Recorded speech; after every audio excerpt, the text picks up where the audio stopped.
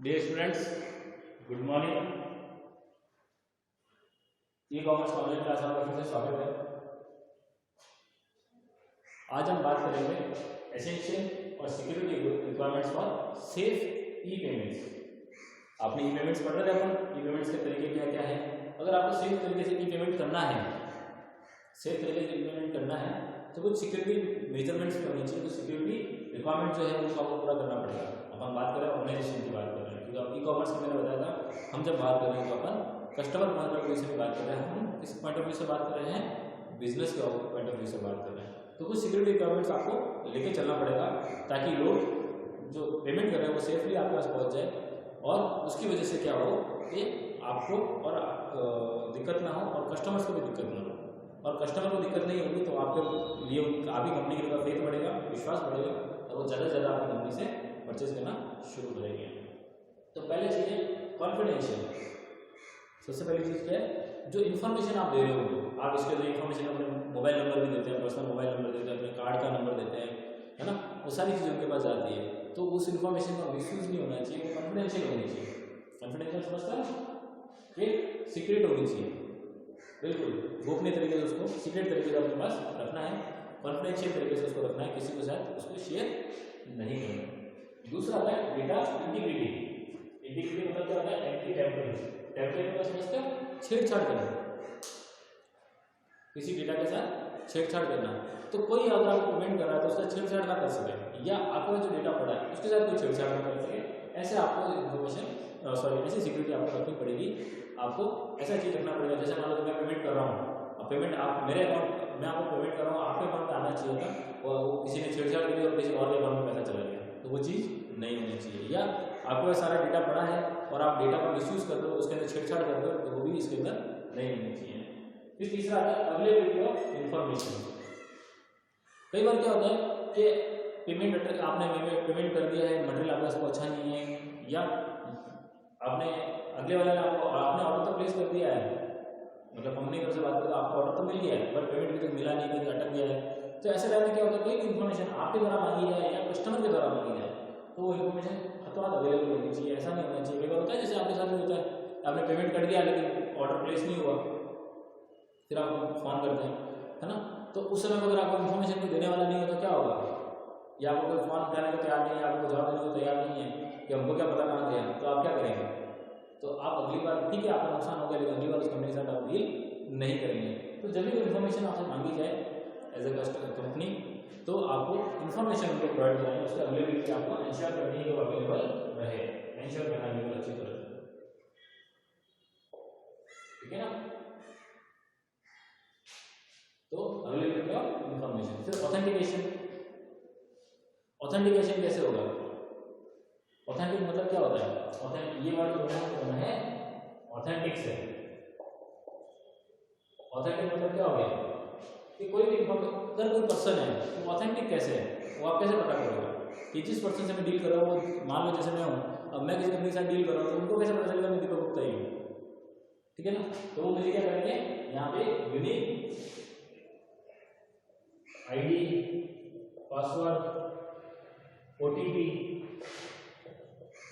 सबसे ज़्यादा चलन में आजकल ओटीपी है, ये दिया जाता है। तो क्या करते हैं, ऑथेंटिकेशन के लिए क्या करती है कंपनी, आपको एक ओटीपी भेजती है कि आपके जो रजिस्टर्ड मोबाइल नंबर है उस पर 4 डिजिट का, 6 डिजिट का, जो भी 5 डिजिट का आपको एक नंबर भेज रहे हैं, वो नंबर आप डालोगे तो ही आपका ऑर्डर प्लेस होगा या पेमेंट होगा। करते कि नहीं करते। तो ये ऑथेंटिकेशन के लिए, ये किसके लिए है, ऑथेंटिकेशन के लिए कि जो पर्सन डील कर रहा है वास्तव में वही पर्सन है और वो है। कई बार क्या होता है, कार्ड आपका खो गया, मिल गया, किसी ने उठा लिया उसको, आपने ब्लॉक कराया, उससे पहले वो डील कर लिया आपके कार्ड से, तो कैसे पता चलेगा। तो जब आजकल क्या करते हैं, ओटीपी कंसर्ट लेके आगे बढ़ रहे हैं, पासवर्ड कंपनी कंसर्ट लेके आ चुकी है, जिसकी वजह से क्या होता है कि आपके पास आपका जो रजिस्टर्ड मोबाइल है उससे पहले ओटीपी आता है।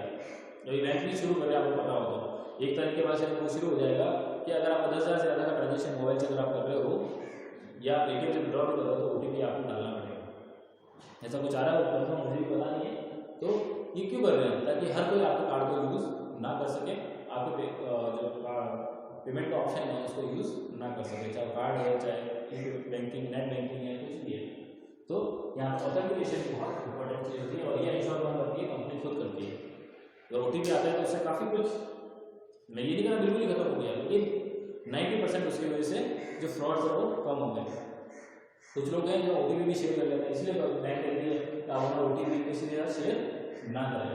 फिर आता है नॉन रेपुटेशन। रेपुटेशन मतलब क्या होता है? अस्वीकार। कई बार क्या होता है कि आपने ऑर्डर प्लेस किया, ठीक है, और प्लेस होते होते आपने ऑर्डर को कैंसिल कर दिया या किसी की वजह से कैंसिल हो गया। कई बार होता है आप चल रहा है और सर्वर डाउन हो गया, सर्वर डाउन होने की वजह से क्या होगा, आपका ऑर्डर तो प्लेस हुआ नहीं और आपका पेमेंट कर दिया, ठीक है ना। तो ऐसे डिनाइल करेगा उसको।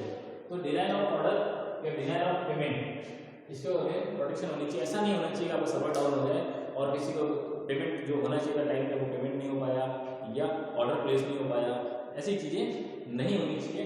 उसी को अपन क्या कहते हैं? नॉन रेपुटेशन कहते हैं। तो रेपुटेशन अस्वीकार नहीं होना चाहिए, डिनाइल नहीं होना चाहिए। आपके पास उतनी चीज सिक्योरिटी होनी चाहिए, सेफ्टी होनी चाहिए कि आपका सर्वर डाउन नहीं हो रहा है या कोई हैक नहीं कर पा रहा उस चीज को और आपको छेड़छाड़ नहीं कर पा रहा है। फिर आता है एन्क्रिप्शन। एन्क्रिप्शन है, आप लोगों को बताइए ये क्या होती है? कोड होती है, कोडिंग। मैंने बताया आप लोगों को पहले भी बहुत बार बताया। जैसे मान लीजिए ABCD है, ABCD को किसी ने दे दिया, इसको A को दे दिया 0, B को दे दिया परसेंटेज, C को दे दिया C को दे दिया Z और D को दे दिया मान लो अपन क्या कर सकते हैं इसको, चलो 1 दे दें। तो क्या हुआ, आपने इधर ABCD लिखा हुआ है, कंपनी के जो डेटा है उसमें क्या लिखा हुआ है 0% Z1। अब आपको कोई पढ़ेगा तो कोई हैक भी कर लेता है और वो पढ़ता है 0% Z1, तो उसको कैसे पता चलेगा ये क्या चीज़ है? उसके लिए वो डेटा काम नहीं आएगा। उसी को अपन क्या कहते हैं? एन्क्रिप्शन कहते हैं। आप क्या करते हो, डेटा को किसी कोड के अंदर, अपने जो कोड है बनाया हुआ कोड है उसके अंदर आप कन्वर्ट कर देते हो। इसकी वजह से क्या होता है, कोई अगर आप उसके अंदर इंट्रूजन भी करता है, एक्सेस भी कर लेता है, हैक भी कर लेता है, इन्फॉर्मेशन चुरा भी लेता है, तो भी उसको समझ में नहीं आता है क्योंकि वो एक अलग कोड के अंदर लिखा गया है। लेकिन आप जब उसको ट्रांसफर करोगे, आप उसको कन्वर्ट करोगे तो आपको इन्फॉर्मेशन मिल जाएगी, कोडिंग आपने ही सेट की है। फिर आता है एक्सेस कंट्रोल। हर कोई आपके डेटा को एक्सेस ना कर पाए, यूज ना कर पाए। एक्सेस करने के लिए भी क्या होता है, जैसे मान लो कि मैं हूँ, अगर मार्केटिंग का पर्सन हूँ, मुझे सेल्स से कोई परचेस को भी छोड़ो, मुझे पैकेजिंग डिपार्टमेंट से कोई लेना देना नहीं है, लेकिन मैं वहाँ की इन्फॉर्मेशन निकाल रहा हूँ, किस तरह की पैकेजिंग कर रहे हैं, कहाँ से आ रहा है माल, क्या हो रहा है, तो वो सिर्फ मेरे एक्सेस में नहीं आनी चाहिए। तो एक्सेस कंट्रोल भी होना बहुत जरूरी है। कोई भी इंफॉर्मेशन एक्सेस या एक्सेस का मतलब होता है यूज करना। सिंपली अगर आपको सिंपल लैंग्वेज क्या होता है, यूज करना। कोई आपकी इन्फॉर्मेशन को यूज ना कर पाए, ऐसा कंट्रोल आपकी तरफ से होना चाहिए, ऐसा सिक्योरिटी प्रोसीजर आपकी तरफ से होना चाहिए कि हर कोई आपके डेटा को यूज ना कर पाए, रीड ना कर पाए। फिर आता डेटा कॉन्फिडेंशियलिटी, जो पहले भी बताया था मैंने आपको, कॉन्फिडेंशियल एक चीज आती है, सीक्रेसी मेंटेन होनी चाहिए। डेटा जो है आपका कॉन्फिडेंशियल होना चाहिए, डेटा को कोई भी यूज ना कर पाए, सीक्रेट तरीके से आपके पास होना चाहिए। फिर आता है डिजिटल सिग्नेचर, पासवर्ड्स, है ना। आप किसी को डिजिटल सिग्नेचर दे सकते हो, पासवर्ड दे सकते हो, या और कोई आपने ऐसे तरह से बना दिया वो, ताकि जब भी वो चीज़ डाले तो आपको पता चले वो ऑथेंटिक पर्सन है, वही पर्सन है जिस पर्सन के साथ हम डील कर रहे थे। और लास्ट आता है सिक्योरिटी सर्टिफिकेट, यूनिक आईडी दे सकते हैं उसको, ठीक है ना। एक सर्टिफिकेट टाइप की सिक्योरिटी सर्टिफिकेट कहा जाता है उसको टेक्निकल लैंग्वेज में, जिसमें आप अगर किसी को यूनिक आईडी दे दो तो वो यूनिक आईडी उसी के पास होती है, वो यूनिक आईडी यूज करके कोई भी काम कर सकता है, ठीक है। तो ये थे कुछ essentials requirements for E payment, safe E payment. अगर आपको सेफली तरीके से ई पेमेंट करवाना है कस्टमर से तो कुछ रिक्वायरमेंट्स जिनको आपको पूरा करना पड़ेगा ताकि कस्टमर हैप्पी रहे और वो ज़्यादा से ज़्यादा आपकी कंपनी की तरफ अट्रैक्ट हो। तो यहाँ से आपका ये ई पेमेंट्स वाला जो चैप्टर था वो आपका खत्म हो जाता है। बाकी अपन नेक्स्ट वीडियो में पढ़ेंगे। Thank you.